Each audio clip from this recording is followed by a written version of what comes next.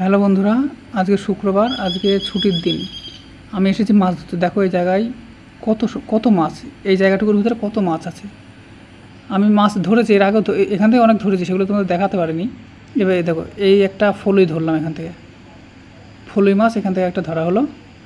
আর এর আগেও ধরেছে, মোটামুটি 8-900 মতো মাছ হয়ে গিয়েছে। এই যে এখান থেকে মাছটা ধরলাম। পাম বাগানে মাছের পরিমাণ এত বেশি যে যেখান সেখান থেকে তুমি মাছ ধরতে পারবে। গেলে তুমি 1 কিলো 1.5 কিলো মাছ পাবে। আর জাল যদি থাকে তাহলে তোমার কোনো অসুবিধা নেই। জাল থাকলে তো মাছ প্রচুর। ও গিয়ে পেতে থুয়ে সঙ্গে সঙ্গে তুললেই ও 1-1.5 কিলো মাছ হয়ে যাবে।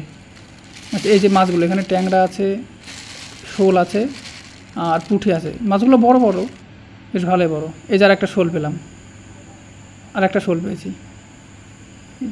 মোটামুটি 1 কিলো মতো মাছ হয়ে গিয়েছে। এবার আমি রুমে চলে যাব। অনেকক্ষণ এসেছি তো, ওই জন্য 1 কিলো হয়ে গেছে। আর একা একা খাই, কোনো অসুবিধা নেই, ওই জন্য চলে যাব।